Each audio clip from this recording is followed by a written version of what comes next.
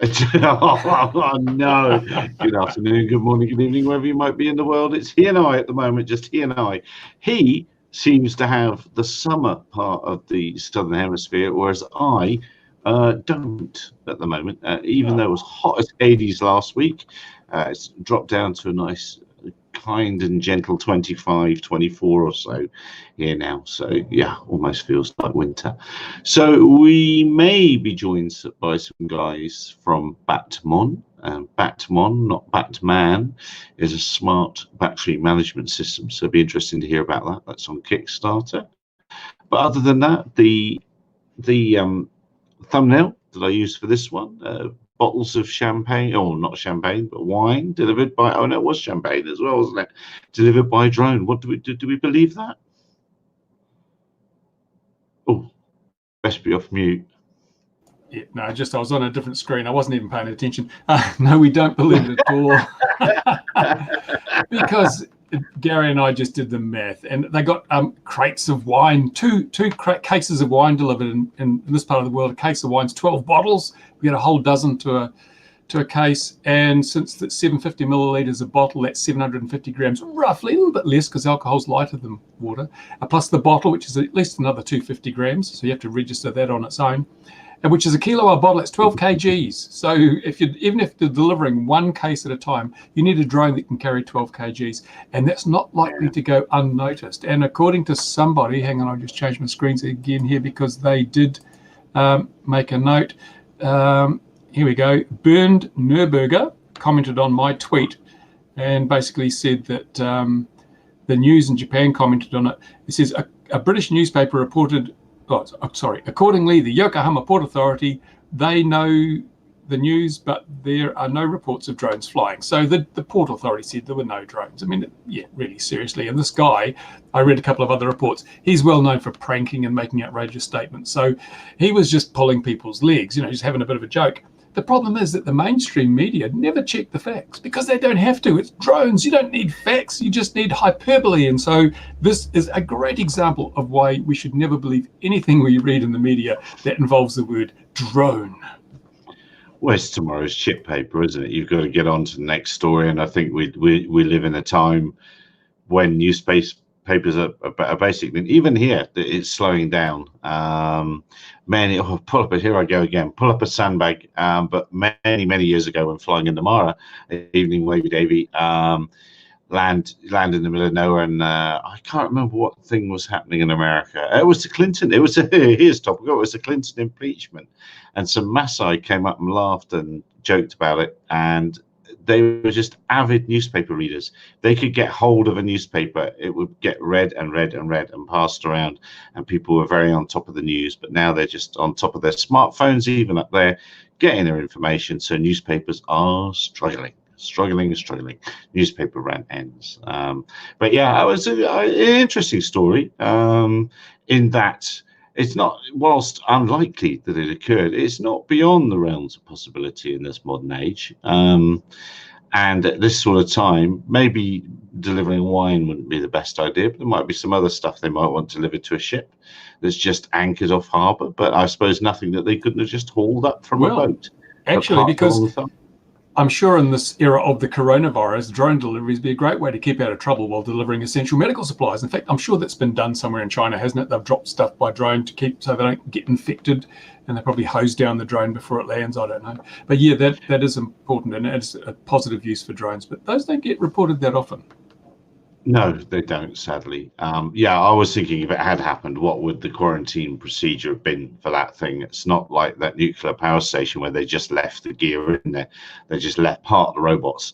just leave them there. They can rot with it. So, what are you ordering from Horizon Hobby next, Bruce? A big box of nothing. Partly because this is interesting, isn't it? The coronavirus and the hobby as such. Nobody's shipping out of China because everyone's sitting at home in their bedrooms trying to protect themselves from imminent death. And so companies like Banggood and all the others and the manufacturers, that all their workers are at home busy cowering in fear of the coronavirus. And that's meant that production has basically stopped. Things are not being shipped. So the whole hobby, well, I think there's going to be some massive shortages coming up very soon. And speaking of Horizon Hobby, I mean, they've touted themselves as, we're an American company, we're supporting the hobby. How much of the stuff that Horizon sells is made in China? They are basically just a distributor and a retailer. I think apart from Dubro and a few small sort of niche manufacturers, I think most of it, all the planes, all the RTFs and ARFs and bind and flies, they'll come from China. So they're probably going to be hit as hard as anybody. But the real people are going to be hit are the drop shippers. The drop shippers, the people who go online on eBay and things, buy this, and then basically they just get a commission on it, and then it's shipped direct from China. They're going to have a whole lot of people saying, I ordered this product and it hasn't turned up. They'll have to refund those people, but they'll have already paid the Chinese companies. So there's going to be a real disaster looming there. I think this, and it's not just, obviously not just the hobby. Here in New Zealand, we've got a lot of people losing their jobs because the things like shipping logs to China, well, the logs aren't being cleared from the port, so they can't unload any more logs. So there's no point in sending anymore. Yeah. So we got forestry workers laid off. This whole thing, we might have another global economic meltdown simply due to this virus. It's amazing, isn't it? It's even affecting stuff here. It is amazing how if you stop the machine moving, unlike musical chairs where you eventually unwrap a parcel or whatever, if you stop the machine, the world machine moving, it really does have big implications. It's quite extraordinary. Aircraft in the wrong place, too many aircraft to park. You're not sending them to China anymore, so it's got to park somewhere. The system sort of relies on them keeping flying, so there's room in each airport. You can't have them stopped, not for long anyway. No, it is extraordinary. But that's not what I was fishing. I was trying to fish. We haven't spoken about this before. You know what I was trying to fish for. Which comment I was trying to go for you when I mentioned it? No, enlighten me. This is nothing to do with Steve from Horizon Hobby putting a video up saying that he wants to, that these damn droners, throw them under that bus. Where's the bus? Quick, wait for the next bus. There's never one when you want one. Yeah, that was interesting. Horizon Hobby posted a video saying, the hobby is safe, the hobby should be protected. It's these people with their drones that have got GPS and cameras. They're the problem. They're the ones that should be regulated, but not us. And he's since made a lot of backtracking. There's a video on Mike Rowland's channel where he's been interviewed and said, it wasn't what I meant, honest. Unfortunately for Steve, you only get one chance to make a first impression, and I think he blew it somewhat. But I think what's happening there is that everybody has been trying to find some sacrificial group to throw under the bus so they'll save themselves. And it's not work. You don't work that way. That's just not the way it works. And this claim that the DJI owners, because the unspoken name DJI, it's those droners. We won't mention who, everyone knows who they are, but we're not going to say, yeah, it's DJI owners, right? People are saying DJI owners, they're the ones who have killed the hobby. No, they haven't. And I've mentioned this many times before. If you take the number of people flying DJI drones and then look at the number of incidents, the DJI drone community is better behaved than the manned aviation community. There are fewer incidents per capita involving DJI drones and their owners than there are of manned aircraft and their owners. The problem is, of course, and as we've just proven with the wine story, it is that most of the stuff that people consider to be an incident, there's been no evidence, no proof. It's just like the Colorado drones. Oh, look at these drones night after night. They're flying in the skies over Colorado. Yeah. There were no damn drones. It was all lies. The media didn't properly check. We've got people getting, vats of wine delivered by drone. No, it's just a load of rubbish. So the problem is that because the media don't fact check, the public's being fed this line that, these camera drones are spying in people's windows and looking up their skirts and all that sort of stuff, which is absolute rubbish. And we need to counter that, but we can't because the media is just chasing the dollars like everybody else. But it's, don't go blaming the DJI guys. I look at it and say, someone who buys a DJI drone today, maybe the guy who goes and buys a model aircraft or a racing drone tomorrow. It's another doorway into the hobby.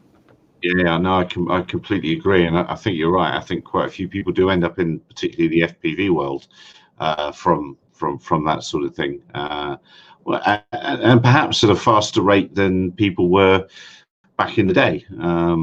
Just they're not joining the established clubs or associations and that sort of thing. They're sort of outside of that loop. I guess back in the day, if you were lucky enough to live near, it was still applied that you had to be lucky enough to live near a club doing such things. I lived as growing up, I was miles away from any model aeroplane clubs. I knew where they all were, but they were a long, fair old cycle ride away, and I wasn't going there. So we just crashed in the fields locally. But it's the remote ID thing is, oh, I made a banner. Hang on, I can run banners.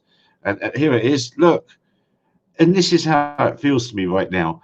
Nobody saw this coming. There's been no warning. I mean, it was, oh, and Louis here in the comments, so I should mention Gatwick. There we are. I've mentioned it for you, Louis. But it's ridiculous. It is beggars belief that we're standing up quickly and worrying about it, and it's been around for ages. It's crazy. It is. It's crazy. Those of us who have old enough to have seen this happen before issued the warnings, and other people said, no, she's right, it's all right, no, I just register my drone, I'll be good, I'll be a good law-abiding person. And we've seen the whole cycle before. First of all, they want you to register so they know who you are and where you are. Then they start clamping down on what you can and can't do, and finally they come and take your toys away because they know where you are and where you live. It's been seen many times before. I put a link here that you can put up in the comments, Gary. There it is. Yep. Lucky. Yeah. Every man and his dog has to watch this video. It is the most effective piece of anti-propaganda I have seen, and it's been done by a 15-year-old kid, or say kid, young man, 15 years old. It is brilliant. It is fantastic. The FAA need to see this, but more importantly, this needs to be spread far and wide to people who are not in the hobby. We preach to the converted, but this video speaks to people who know nothing about drones, people who are perhaps reading the media, watching the media, and getting this misinformation. This video, in a few minutes, explains exactly why this NPRM is a complete lunacy. So I recommend people watch it and spread it through your social media, your Instaface and your Bookgram and all that stuff. I don't know what the kids use these days, Gary. String and tin cans? I don't know. I'm exactly the wrong person to ask. Exactly the wrong person. But I was talking to Sarah about all this earlier, and even the wife expressed concern and lots of words like they do. What? Why? Even she just doesn't understand it at all. Anyone with an ounce of noggin doesn't understand it at all. All right, well, we'll spread that around, and hopefully we can do some good with it. And yeah, it is too little, too late. Each little island of interests, it seems to me, was looking, it won't affect us, it'll be right, it won't be us, we'll always be too light, we won't ever need it, and we're gonna, and people are still talking about retrofitting gear. That option's not there. To forget it, it's not there. People haven't really twigged that if you don't register, yes, you can register 1 million flying fields, but if you haven't registered that flying field by the time that they set up, it's not going to be registered. And if you lose it because a developer or some curmudgeonly local doesn't want you to fly in that area again, you'll lose that field, and once it's gone, it's gone.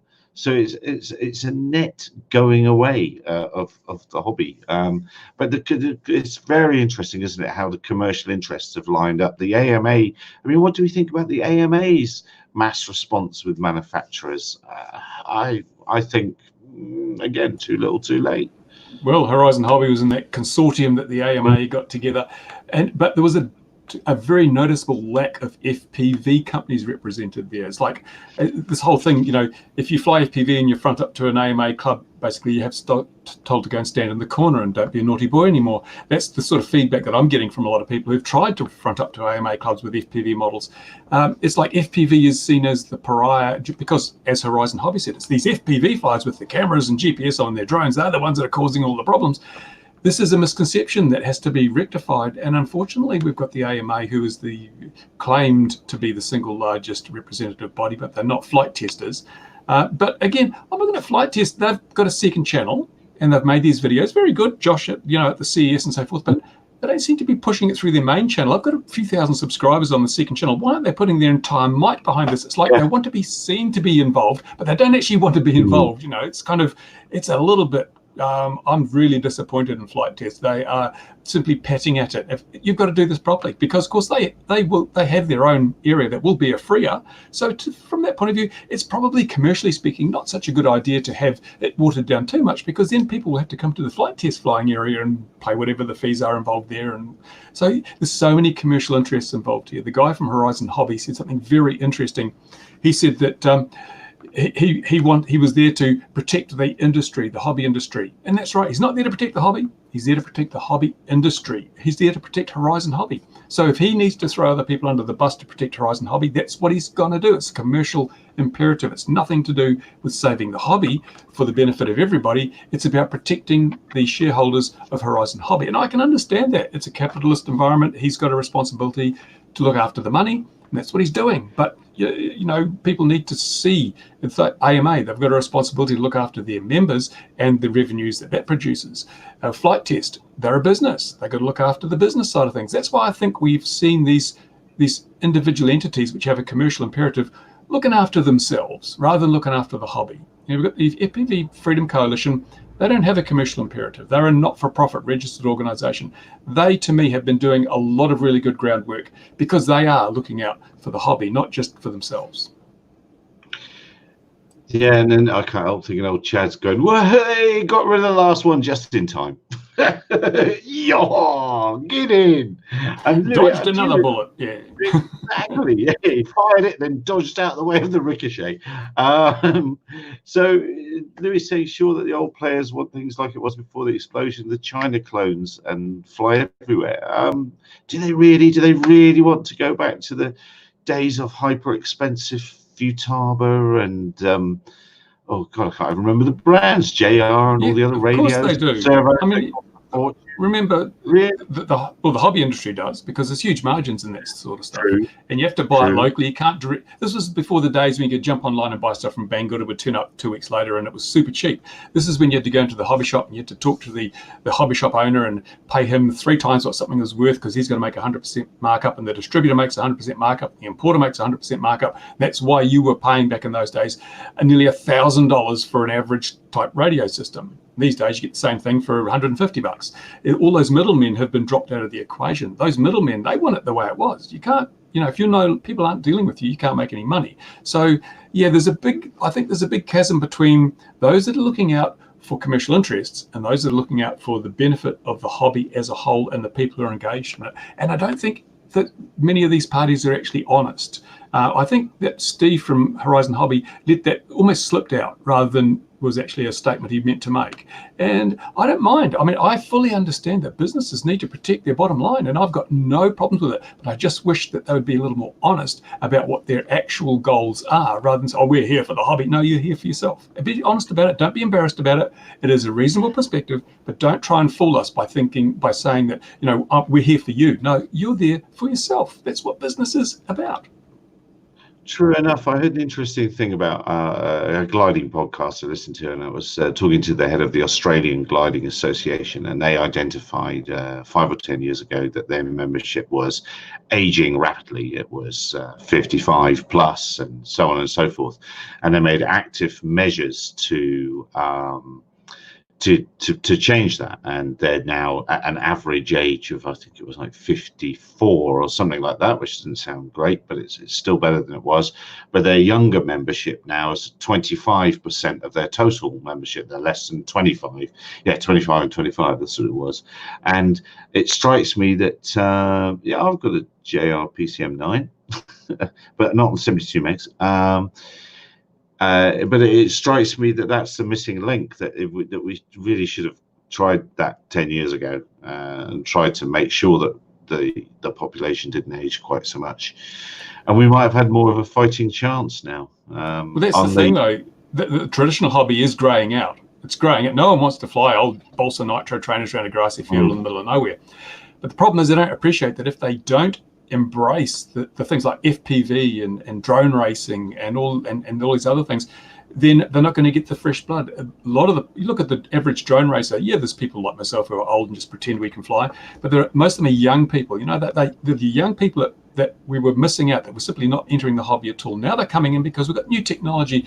This is far more like computer games than our kind of old flying was. The new controllers, like the Tango 2, it's like a PlayStation 2 controller. You know, it's got the little handles on the side. That's what these people want. That's what they're looking at.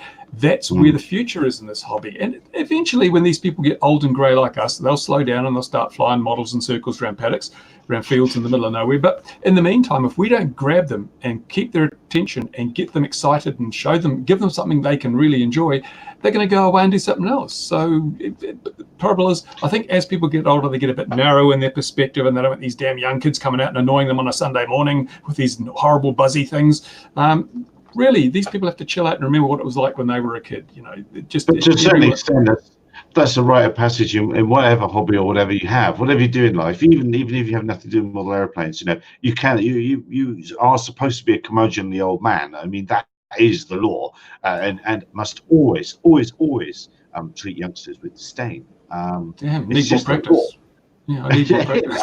But the thing is, we're lucky with this particular interest because gliding, manned aviation, it's getting more and more expensive by the day, which means it's locking out young people who don't have the disposable income to engage in it. That's why they're growing out. This hobby is getting cheaper by the day. So we have the opportunity that other disciplines don't have to actually get young people in and ensure the ongoing longevity of the hobby. All we need to do is just be a little more flexible in our perspectives and say, well, okay, this is not something I enjoy, but hey, it's part of the hobby and we should be supporting it because it's getting people through the door. As is the DJI gear. So Patrick's not lurking in the comments. I've sent you an email there. I've sent you an invite if you want to come in with your opinion on that. But because Patrick have opinions. He's very laid back. I've never heard him voice an opinion. No. Louis might have an opinion. Patrick doesn't. But he's seen in the halls of power over there. He's noticing the lobbying companies and the I've forgotten their name. The people that are really behind this are receiving pushback. People are finding them and mentioning them in comments, and they're not liking it. They're mentioning them in the NPRN comments, and those lobbying companies are not liked. And some of the app-based companies, g'day there, Greg Osborne, are not enjoying having their names mentioned. So that perhaps that's what we should have done. We should have called out these companies by name. The drone, what is that? The drone, I can't even remember what they're called. The CDA, Commercial Drone Alliance. All their members, yeah. Well, look what happened with Horizon Hobby. They got called out and they took the video, disabled comments to start with, then they took the video down, then they backtracked. So yeah, calling people out is a way to handle it.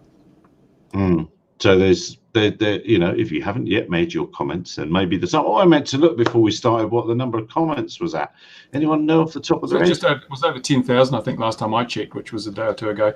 Interesting thing, as I mentioned in the Mike Rollins thing, we have to be strategic about this. We have to be very clever. Now, I can make a comment, that's one comment. You can make a comment, that's one comment. I can go down to the local school and say, hey, Are you aware what this is going to do to your STEM and STEAM programs? These people don't know. They're not aware. The local educators are probably not aware.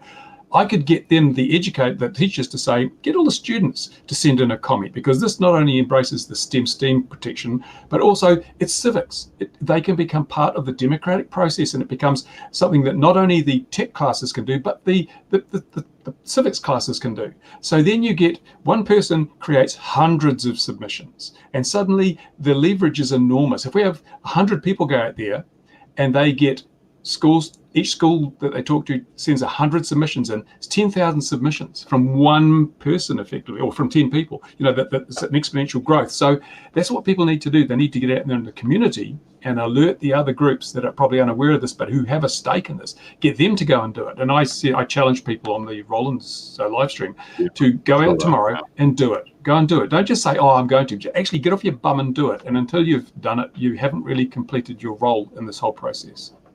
Well, we got about 2 weeks to go, haven't we? Near enough, bar some small change. Yeah, March 2nd. Yeah. Peter's saying problem was before hobbyists and hobby sites were the place to operate, but today's VTOL US and hobby systems means more flying in the backyard. I don't know. Did you fly at your local school in your local park when you were a kid? I did. No, even that was too far away. I just flew from a field. We did a little bit of flying at school, but not a lot, because you had to cart all your gear there. One thing I did was I made a trailer for my gliders and failed to measure the door. Couldn't get out the door. But anyway, that was one of my woodwork projects. When I was a kid, I used to go down to the local park with my glider on it, my little tow-line free flight glider, and I used to take my free flight models down to the school, put them on the back of my bike and pedal down to the school with my little 1.5cc diesel and get it stuck in the trees at the school. And the first model aircraft I oversaw was at a park, some people flying control line at a park, and it really got me interested. So yeah, it has been a thing. This belief that people have only ever flown in grassy fields in the middle of nowhere is untrue. People have always been flying in the community, in parks, in school grounds. That's been one of the things. These days, of course, it's much safer, because when I let my little free flight diesel powered model go, it weighed about 1.5 pounds, and I had a big 8x4 prop on the front spun by a diesel engine. That was a hell of a lot more dangerous than a little sub 250 foamy. Yeah, absolutely. Oh, absolutely. Here he is. Look, right, okay, now you're here, Louis. We can start talking about Gatwick. So what I've seen this week in the Gatwick issue. Now, funnily enough, the Flipping Horizon hobby video, what does he mention? Gatwick. But anyway, how are you, Louis? Hi, guys. Now, the thing is, I believe that Bruce is, and not only Bruce, because everyone is getting excited about this proposal, and I really don't know. I think they were trying to test the waters with this crazy regulation, because it was so far out that I really don't believe that that was their intention. But even if they half it now, it's still pretty crazy. But it'll feel like a victory to all of us. Oh, look, they only did half of what they said they were going to do. Yeah. It'll still be pretty bad. But what's the alternative? None of us is American. We know that regulators usually do regulations by copycat. But exactly. We also have EASA, and the EASA rules are much more reasonable than the ones from the FAA. Some of them are. I really can't understand the goal they had to come up with those rules. Testing the waters, proving they are holier than Jesus and could make something more invigorating than the EASA rules. I really don't believe. No, they're exactly what one of the UTMs wanted to happen. That's why they bought into a radio company years ago. They want to supply the RID devices. It's exactly they're just doing what VC funded people told them. Usually, on these situations, is just follow the money. Where is the money? Who wants the airspace? Who doesn't want? Who's not wanting to have a 10-year-old flying his DJI Mavic Mini, Air, Pro, whatever? It's DJI Tello around 40 or 50 meters. Is the guy that it's the Amazons, it's the Googles, it's the Facebook, it's the Walmarts that want that airspace, because they still believe that they can deliver packages using drones. You're not being a naysayer, are you? You're not being a naysayer. No. Come on, I buy stuff from Amazon frequently, but. Yeah, do we believe that a drone will come up and everybody has a garden with a landing pad, and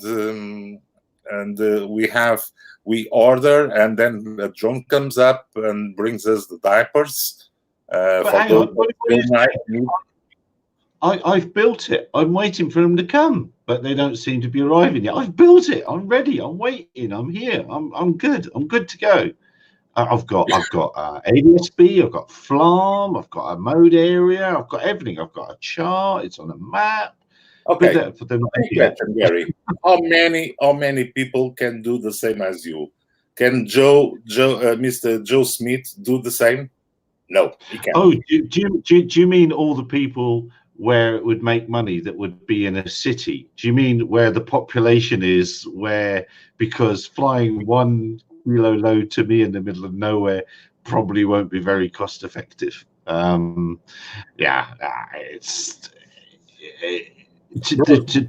the very idea that this is going to be a big... You've got to remember, though, that even if Amazon and Google and DHL and UPS don't use this airspace, once it's decided that this has a value, then you need to get an allocation, whether you intend to use it or not, because that's a tradable commodity, like frequency, like spectrum allocation. Once you've got it, you can sell it to someone else, and that's what they do. And they want to stake a claim in this airspace, even though they to do that, of course, they've got to say, oh, we're going to be delivering stuff. They know they're never going to be delivering stuff in any reasonable scale, but that means that they can then sit on this until someone finds a use for it, and they can sell it and make a huge profit out of it.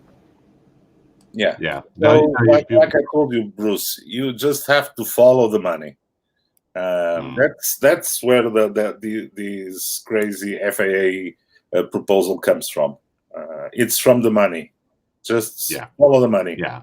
Okay. There's a cultural difference between US and Europe, and the European EASA regulations are more reasonable, although some may say that they are not so reasonable, but at least is a given quantity, and we know what can be done.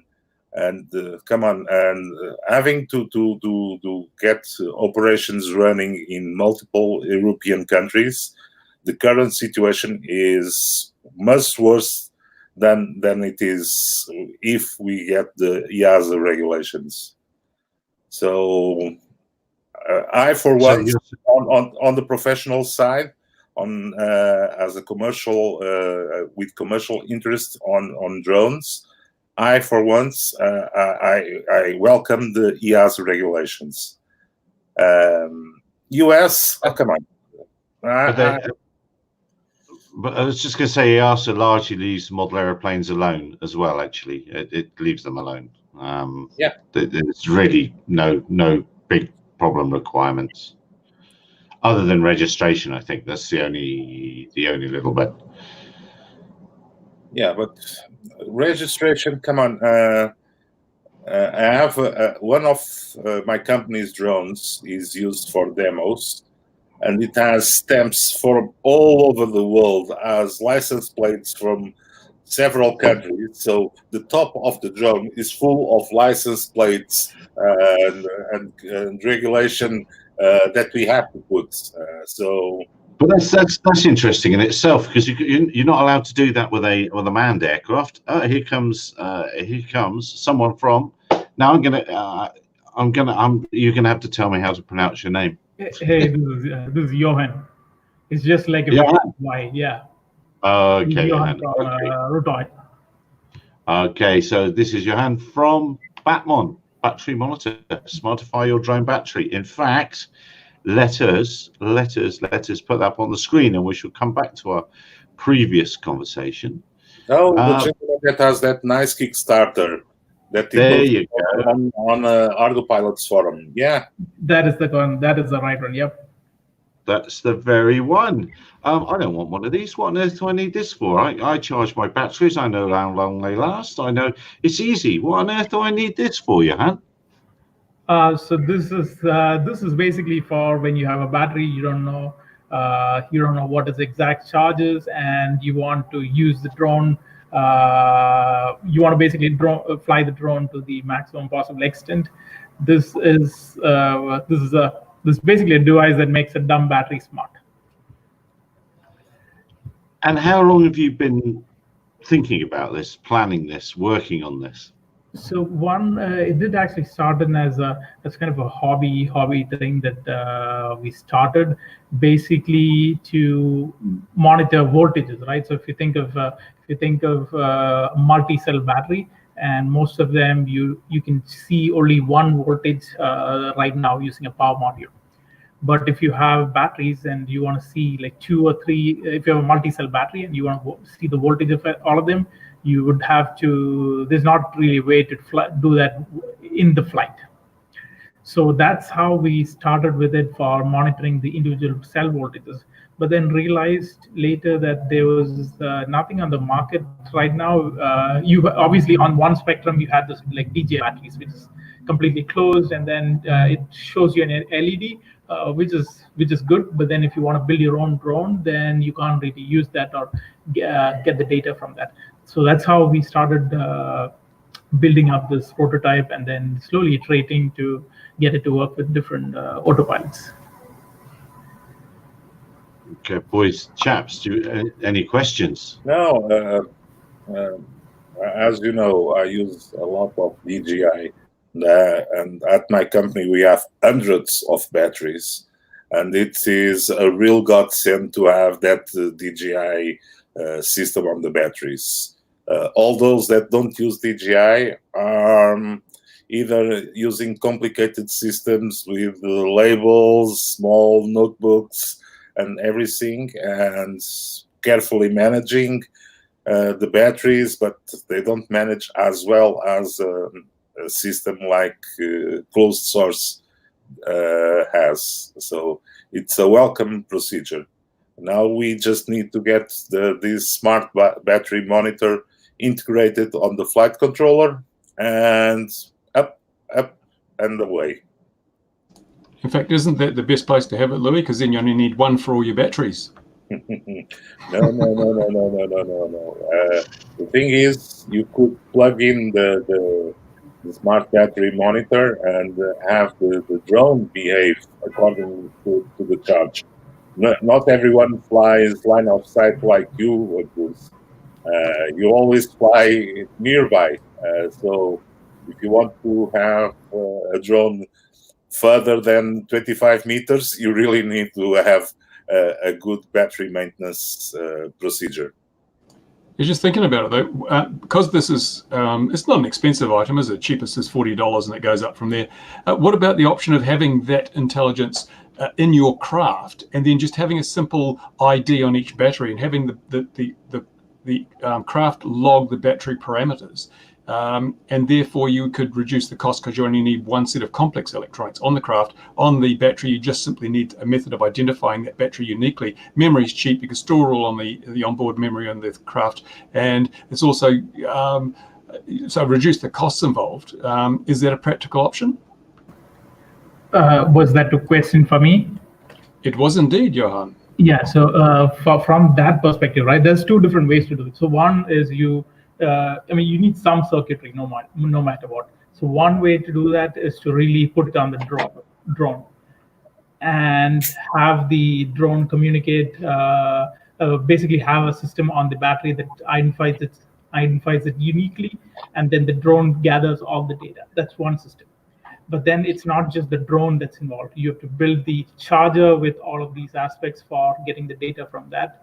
But it's not just the charger too. So if you think of drone, right, there are you might be using those batteries in other systems just to test it. So all of those systems would need to get the data and also have a central repository where all of this data needs to go into. So in theory, it sounds pretty simple to have it all on the drone, but then in practice, you would have to have the system managing all the data, all of them going into central repository and handling that. While at the same time, with almost pretty similar cost and pretty similar overhead, you can put it all on the battery and then track it for the entire lifetime. And then it also does things like some of the aspects is like the cell balancing, right? Cell balancing is something that can be done pretty slowly. So the other aspect is if you want to automatically discharge it to a safe storage limit, it makes it possible right now to do that if you have a smart battery system. Wouldn't it take an inordinately long amount of time with a high capacity battery and a small board like that, given the heat dissipation involved? So it depends. So it depends on how, if you think of let's say a 200, 300 watt hour battery, then it becomes hard to get it down to the charging or the safe storage. But most of the drones are in the 100 watt hours. And then if you think of dissipating almost quarter of a watt, right? It's not impossible to within a week or so get it to a safe storage. So we might think of those batteries as big, but then the amount that's dissipated right now, I don't exactly remember the number, but it's probably close to a quarter of the watt or a tenth of the watt or so total. So it's not an insignificant amount that can be dropped. I have such a system, Bruce, on a Parrot Yanafi. Their batteries are also have a kind of smart battery monitor, and after a few days of not using, they become on storage mode, and they take about a week to come to storage level. So it's plug and forget. So this is mainly for the smaller craft rather than the bigger, sort of like Inspire size and bigger, and the Matri 600 and that sort of thing. It's for a smaller type of drone where the battery capacity isn't that great. Is that right? So even for the Matris, right? As far as last I checked, I think those are like a 99.9 watt hour batteries. So which is and they put like 6 or 4 of them on the same limit, right? Multiple so batteries, all of them can be really discharged to a safe limit within a week or so. And obviously, if as you get bigger, it takes more time, or we can do a different build of balancing circuitry, which discharges a little more. I don't know how much it gets valuable at that point, but it can be done. So does this automatically alert you if you have, for example, a cell that suddenly starts losing capacity? Will it alert you, or is it your responsibility to check the logs and find out for yourself? So it does. So there are a few warnings on that. So one is the difference of the max minus min. So when it gets above, I forgot exactly what its threshold is, it starts showing some of the warning. So that's one of the things. So the difference in the voltage is one of the things. Obviously, the over temperature is another one. No, I believe that the best thing that Iwan has built on their system is not requiring a specific charger. And from someone that we spoke about earlier, Horizon, they've now started promoting their new chargers, their new batteries, their new everything. So a system that allows us to keep using our very expensive chargers that we spend some good money on them, and keeping the memory on the battery itself, so you don't have to worry to keep track of the batteries, makes it easier to use. I noticed you say you don't need to balance charge every charge when you're using this smart battery monitor. So obviously that means it is auto balancing after the charge. Is that true? And if so, how do you know that you're not sucking too much capacity down to bring everything down to the voltage of the lower cell? So that's a good question. So with the balancing, what we do is try to get it almost to the same amount within a tolerance, right? And then in our experience, the reasons that one of these cells go out of balance is either because it's either when it goes really low, so when you're almost close to dead, all of these start changing. On the Kickstarter, I don't know if you noticed, but there's a point where you can see all of them kind of falling down and then start splitting. So that's one case. The other case is when one of the cell becomes bad, or the cell has a different internal resistance as compared to the other one. That's the time when it actually changes the voltage a lot. So if you track the min minus max voltage over time, you can see if there are cells or if there are packs that are not balanced properly, and that is a good indication that you have to either change it or be more careful about the battery. What I was showing was a different one below. All right, one below that, is it? All right, you just tell me and I'll drive. I'm assuming it's on the page. The thing is, what I really like this, and I hope that we at Ardo Pilot can then integrate with the system, is the possibility that you have to make the drone smarter and not fall like Nicola's plane somewhere in the snow. So you can the battery capacity can be smart enough to return home or to activate the return home if the capacity falls below a threshold. These days we just guess. It's an educated guess, but for casual users, that is a problem. True, and I think one of the sorry, I was trying to. I don't think it's on the. We have some different images. It's not on that. But to allude to your point, the some of the casual users are the folks whom, from our experience talking to them, they're like, oh, we don't care. The batteries are good enough. If it crashes, we'll just throw it off and get another battery. Is the usual one. But I think for consumer or like other enterprise customers, they can't afford to have a fallen airplane, right? Where that could be a totally different system. So I think a lot of the pull, at least from our part, is that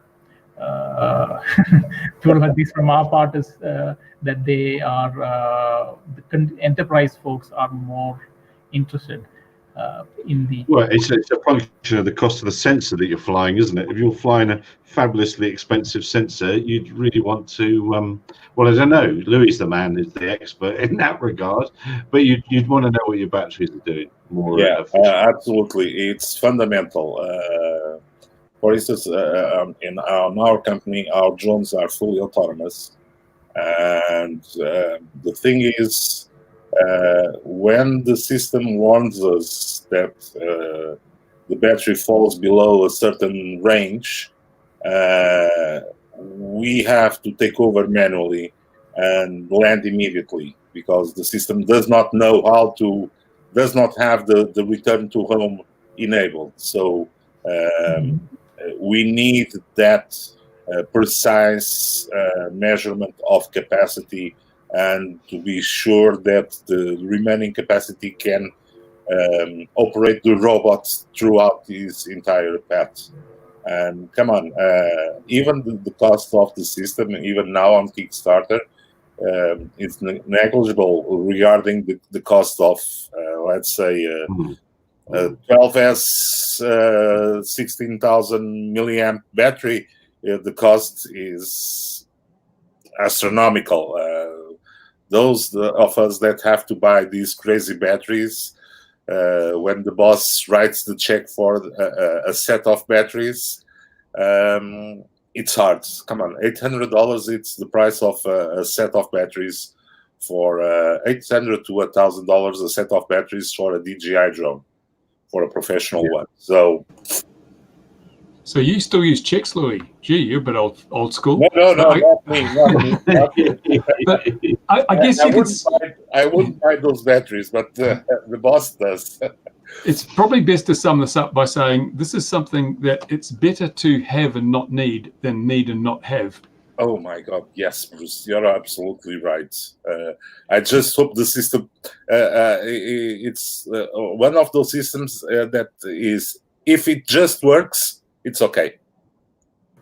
And yes. I think from our perspective too, it's one of those systems where that once you get used to it, not having it is kind of a pain. So right now, I mean, I think one of the pushbacks, this is basically all the challenges that we kind of face, right? Is, oh, I have a connector. So if you scroll down, you can see the voltage monitors that you can plug onto. Maybe scroll up, I guess, where you can see the that you plugged onto the battery. So imagine if you have like 10 batteries, each time you plug it in, and then you have to kind of mentally calculate, okay, this is 3x voltage, now find how much capacity it is, and that's kind of antiquated from a technology perspective, and so it's well timed that we move away from that. Is our kind of belief. Obviously, it'll take some time for people to get used to it. Is the other thing. Are you worried you're not going to hit your goal because you're only about little over halfway there, and you've only got what 10 days to go. We are 50% to this one, and then we are probably like nine days out on it. So we're hoping we probably like 100 watchers on it, and we're hoping there are these last minutes backers on it.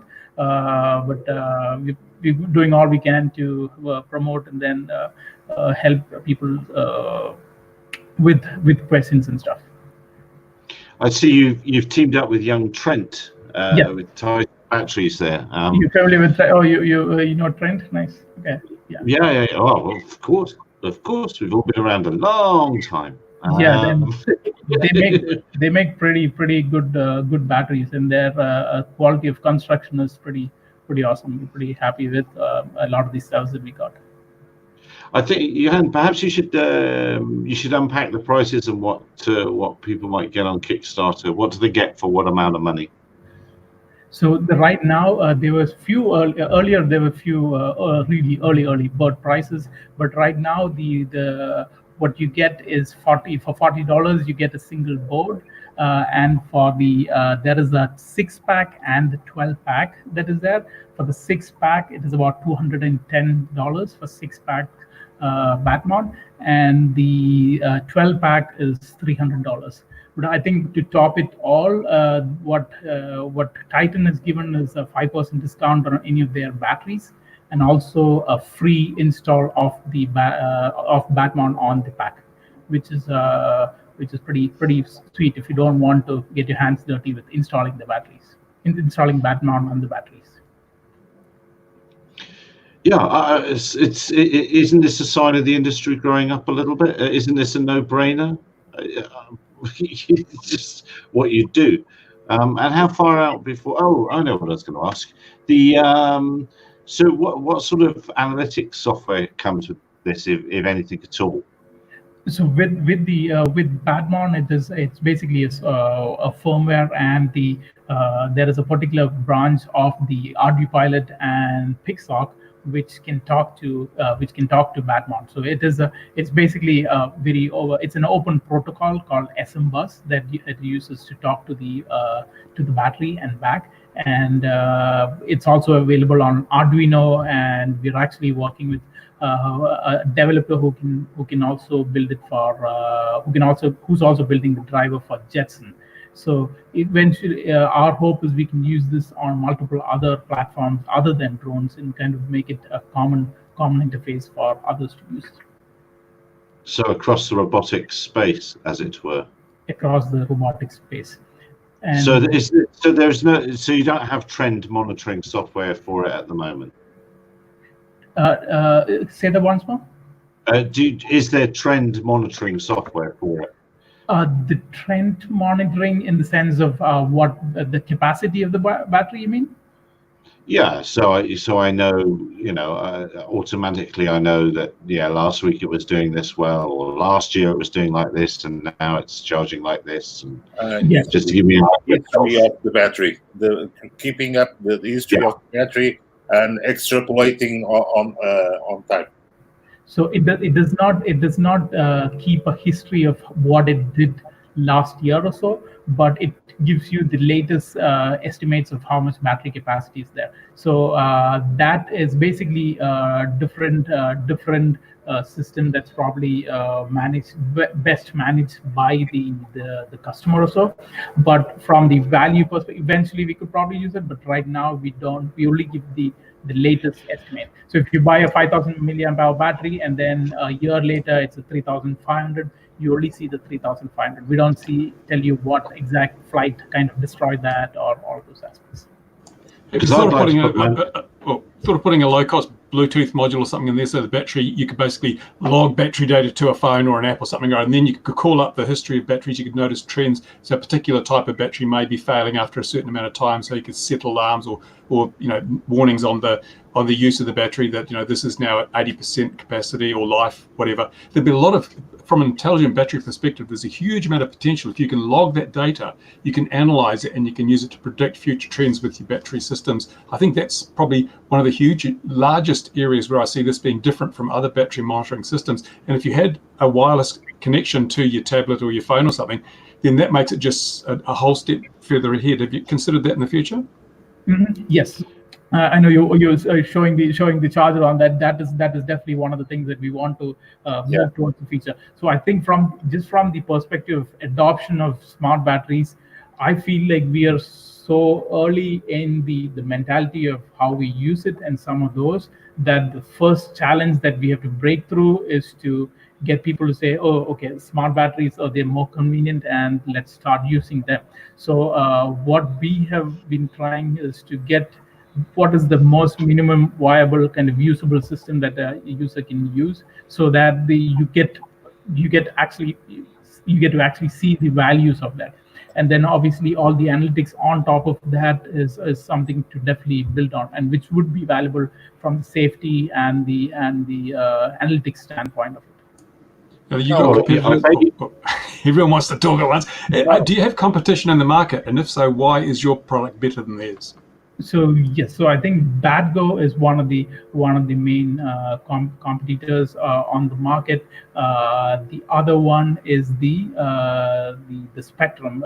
Those are in different fields, but Spectrum has a smart battery that works with their chargers and some of those ESCs, especially on the car side. So those are the main competitors that we see from that perspective. That's a rising hobby, isn't it, Spectrum, these days? That's the one I was mentioning. That requires there won't be competition next week. They're on their way now. So why is your system better than your competition's? Why would people buy yours over something else? So ours, the main value is the protocol, right? The protocol that it is open, and we intend to. It's currently using a protocol called the SM bus, and the main value of that is that. One, it is not a foolproof. To be honest, it's not a foolproof and completely developed protocol. But what we want to build is a protocol that can be iterated, and then have modifications on that to allow all the different functionalities that is actually needed in a drone. And so we want to be able to build the protocol so that, I mean, it's not just us. There might be competition coming in all the way, but then we want to be able to coexist with a common protocol with multiple companies if possible. No, for me, if you allow me, the biggest advantage of this system is not to throw away what I already have. So I can keep using my batteries, my chargers, and other systems requires me to change everything, and that's not good. Any advantage that any other system would have regarding this system gets thrown out because of the investment that one would have to do. Makes sense. Louis, you were holding that charger up. Why were you holding that charger up? Does that keep a record of everything? Yes, it has a small micro SD card, and when I charge, I have stickers on my batteries, and I select the appropriate memory, and keeps track of all the charge cycles of all the batteries. That keeping track with a sticker, I'm lazy as a lazy thing. I already know that would be a nose. I'd rather battery spoke to the charger or my computer or something. You have so I'm not as good as you. You have to be very disciplined and organized to keep track of this system. I keep track. Every couple of months, I take the SD card or just connect the charger to the computer, download all the data files, and if I have the time, which I don't have very recently, I can go and check the battery status.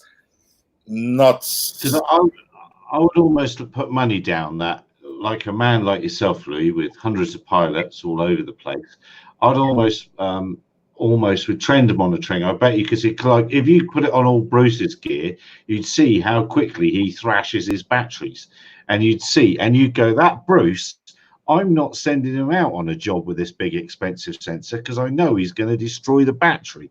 But I'm sure for fleet owners, trend monitoring must be an absolute must. Absolutely. we are very, very careful because we are flying several thousands of dollars, not only from the drone, but from the payloads. And battery condition is fundamental. Come on, we even developed battery warmers and battery coolers. So we have both, because, for instance, operating in Northern Europe in the winter, we have a rack full of battery warmers, so to keep the batteries at the appropriate temperature. Operating like I was 3 months ago in Mexico with 40 Celsius, you really need battery coolers. So batteries are a stepping stone on everything we have to do, and we have to take care of them. Louis, you're a bit of a snowflake, mate. Down here, if the battery's cold, you use a propane torch. If it's hot, you throw it in a bucket of water. Yeah. Simple systems. Simple systems are always the best, Bruce. Always the best. Always the best. Simple. Always. Yeah. I think it's a good thing. It's a sign of the industry growing up. As this sort of thing comes in, and people, the serious businesses will consider it. And if you're not considering it, you might not be a serious. Sounds like a salesman for you, Jan. But if you're not a serious business, it will come. If you don't consider it, it will come back and bite you in where the sun does not shine. Yeah, it's a form of insurance. It's a small payment for a big protection, isn't it? I mean, you pay a few bucks a month to protect your car from being stolen or burnt down or something. It's like that. If you've got this, it just protects you from the unexpected. Yeah, no, it's not so much the unexpected. It's just, come on. We were buying batteries about a month ago, and we have hundreds of batteries at the headquarters. So we know exactly how each battery is, and we don't fly batteries with more than X number of cycles. But if we have to repair batteries, we know exactly which batteries we can pair, because the drones fly either with 2, one model, and with 6, the other model. So we know exactly which batteries are best working together. So, Louis, how do you safely store hundreds of batteries? Yeah, I was going to ask that.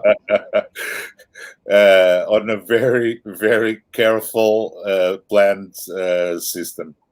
Elon, you name it. We have lots and lots of protection around those. Halon in the EU? Surely you're not allowed to Halon in the EU? Yeah. Are you sure? You sure? Then to remove it from aircraft? You sure? Nah, if it's not Elon, it's CO2 or something. It's something that works. Yeah, I see. Very similar. Hang on. Let me just make a note here. Making it up. He's just got a bucket of water and a bucket of sand and a wet towel. Exactly. Yeah. It just goes to the grass fields. Yeah. Just keep them warm. Bury it deep enough so that nobody knows. Yeah. No, it cannot be on that location. No, it cannot be. Yeah, we have to follow strict procedures to dispose batteries. Also, it's a workload by itself. Yeah, no, absolutely. But it is your bread and butter, isn't it? It's your business. Those things have got to work. You've got to know what they're doing. You've got to know what they've done, what they're capable of doing, and if they might be failing, because that's how you make. Imagine that, for instance, let me give you an example. We are scheduling a job that will require, say, 2,000 flights. We have to be careful and have batteries that will be able to work for those 2,000 flights, because the teams will be operating somewhere that they don't have ready access to go to a shop and buy batteries. So it's all a matter of logistics. Yeah, no, for sure. Is it true that if you've got an electric bike, you only get one cycle out of the batteries? No, No. Never mind. Poor Johannes come here for the first time and you subjected him to one of your worst. That's terrible. Look, we just warmed up to it. Yeah, Getting warmed we up just. to it. So, is there anything else you want to tell us about your Kickstarter? I've put the link. Let's put the link in the comments again for anyone that's just joined. It sounds like we think it's a good idea, and hopefully it keeps going well for you. Another week or so to go, and yeah, I hope you make your goal. Well, I think what we want to push for is basically getting to a point where it's basically the stepping stone, right? So the next, I know you're showing up the charger on that, and so there is a connector. So if you go all the way down, there's a XT90 connector, which is a pretty sweet connector that is backward compatible with like the existing regular ones. So in squinting your eye, it's basically XT. If you search for XT90i on the page, you can see that. Well, hang on. Yeah, I saw that connector. But one thing that interests me is your goal isn't very high. So why did you decide to crowdfund instead of just going to the bank and saying, give us 10 grand, we've got a good idea and we're going to turn it into a commercial success? Basically, because we want to be able to get users for it, right? I mean, we want to be able to get support from folks such as yours, and to be able to go to build a small batch of these boards that is really usable and testable by the early backers. So it's not specifically just the money aspect, but we also want users to be able to use it and kind of vet it. Is the main hope that we're getting out of it, and we also see this as like one stepping stone to get other people to start building drivers for their own architecture or other robots. So the connector that you see is an XT90i. I'm pretty sure some of you might be familiar with it. So it's backward compatible with the regular XT90s. And by adding just two of these pins, it suddenly starts becoming interesting for a different company or so to come in with a charger where you plug it in, and then you don't have to worry about, okay, this is a 5,000 milliamp hour battery, this is a 8-cell battery, this is the charging current. All of that do not need to be charging. You can literally use it just like you use a DJI batteries. Even if you have like 1,000 different batteries, it's all like plugged in, and you just have one type of button to start charging. So that gives a lot of comfort and also like ease of charging when you have multiple batteries and the safety aspect of it. So that all of that ecosystem we believe can be So that there's two holes on that where you can those pins go into. So all of that aspect, we want people to be creative and think about all the other aspects that can be built on top of the platform. So yeah. So if you put the same connector on all your batteries, which is good from that point of view, and you take the tiny battery to the big aeroplane, on MacVision, that's a good question. Are they making all your test data available? What I was going to say is, what's the top of you taking the wrong size battery to your aircraft?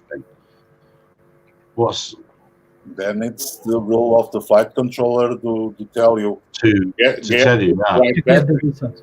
So yeah, if you plug in the wrong battery, hopefully the autopilot reads that particular battery's data and say, okay, instead of a 5,000, you put 1,500, and so you're not going to last too long. So all of those data can be easily usable or should be easily detectable. And it's not just that connector, right? I mean, for example, if you have a XT60 connector, it doesn't make a lot of sense XT30 connector, it doesn't make a lot of sense to put an XT90 connector on this. So we've given the flexibility to add additional wires and use their own connector for whichever craft that you're building. So that we did initially think about going to a single connector system, but then the diversity of the batteries and the type of current that is there is so huge that there's no one size fits all. So that's been one of the biggest challenges that we've been trying to tackle.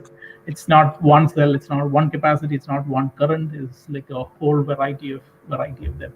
Yeah, so that is one of those tiny ones where I guess Batman doesn't work for that, but those are the ranges of battery that's there on that.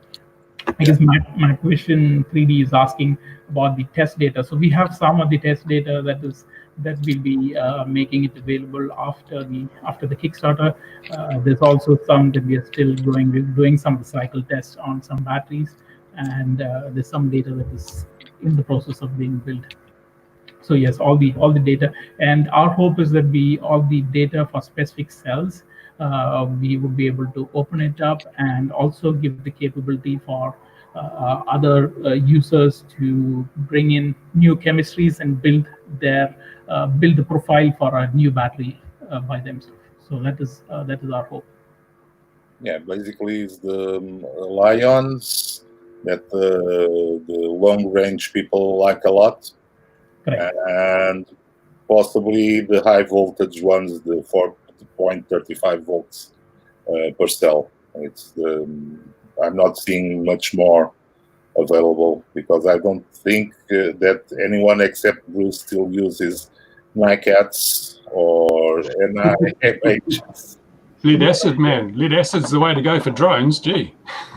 Absolutely. But I think from the name perspective, that is what it seems like. But if you look at the type of cells, right? Lithium ion, there's three main common ones. There's like 18650, there's 2150, 21500, there's 18650 VTG.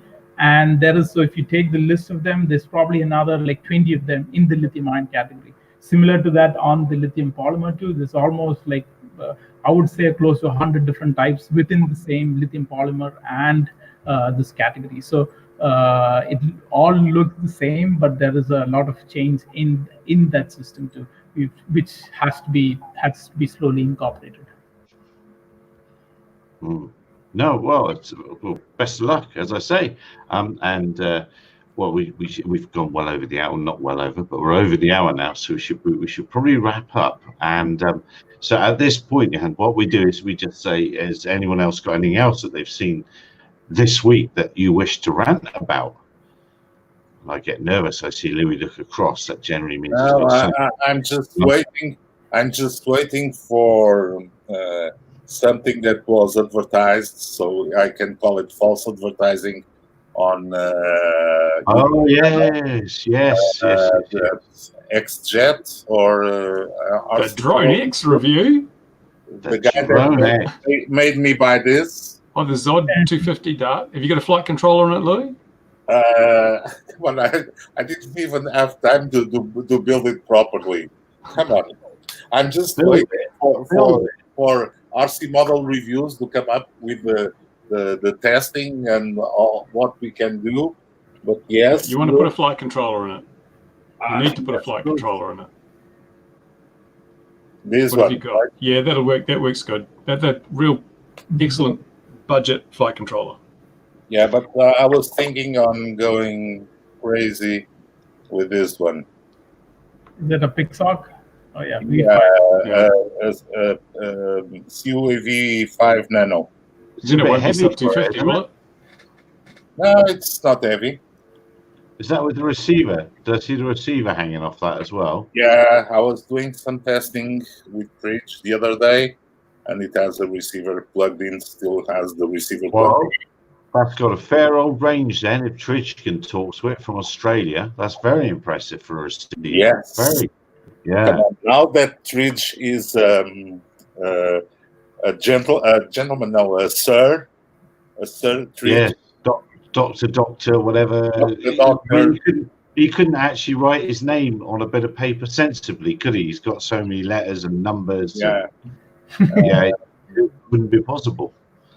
No, but no, I'm waiting. Really, I just got the plane yesterday, and I'm waiting for a proper review by the Bible of the review by the Moses of the reviewers. It'll be coming out very soon. I've just got this smart battery monitor to review first. Oh my God. Oh my God. Now we have to wait 1 week for the battery to discharge, and Bruce picking up every day on the battery to see if it's discharging or not. Discharge, yeah. Yeah. Bruce's review of a battery discharge. Hey, and the paint's dried. Yes, it is. Yeah. It's slow motion. Hopefully, that's not nobody puts it on does the fire and the other test on it. No. Come on. By the way, Bruce, how's the idle journey? Oh yeah. Actually, it's almost the time of year. It's almost the time of year. I was looking at it under the bench the other day, and I thought I should drag that out because we've had a couple of low wind days, and I think from now until the end of March we tend to get the calm days. So that'll be going, and I've got my satellite dish set up so I can track the little video transmitter for many tens of kilometers. I can't remember. That was 5.8 that was going on, wasn't it? Yeah. And so who makes a 5.8 dish then? What's that used for? Well, it's not frequency dependent. The dish doesn't matter about frequency, but I've just got a 5.8 receiver at the thing. Instead of you're just putting it at the correct distance from the dish. Yeah, the focal point on the dish, and away we go. The only thing is making sure it tracks. I'll put a telescopic sight on it, eh? What do you reckon? Laser sight. Yeah. Laser. You gotta have a laser because you never know. Green laser, Bruce. Yeah, because it's at an airport, it's essential to use a laser. Yeah. Absolutely. And I'll chase it with a drone again. Yes. Well, your rescue drone. Yes. Yeah, I've got this, so I'll be able to do the Crossfire long range drone trace. So we'll be good. Well, they caused a bit of a storm, didn't they? I haven't really been following, but their latest product, people seem to be disappointed with it because they're expecting. Which one, the Tango 2? Yeah, I don't know. Radio. I've got a Tango 2. I'm going to be reviewing that this week too. Oh, there you go. Well, it's all coming out there then. Well, I'll be just mowing the lawn. That's what I'll be doing. The vertiport lawn. No, exactly. That's exactly what I'm going to do. I'm going to cut some more logs and then cut a little bit more vertiport out. Absolutely. So on that note, have we had enough now, gentlemen? Have we covered every topic? Perfect. Johan, thank you very much. Dear viewers, the Kickstarter URL is in the comments there, so please head off there, have a look, and perhaps consider supporting this Kickstarter, especially if you've got big commercial drones. Why on earth wouldn't you? Louis, very good to see you again. And I did answer your question earlier via email, and I still haven't come up with a good answer for you. And Mr. Moe, just keep drinking it because we know you love enjoying the champagne lifestyle. Dear viewer, be careful wherever you are in the world. Whatever you're doing this week, if you're flying, be safe. We'll see you again, 2100 GMT next week. Take care, everybody. Bye-bye. Click.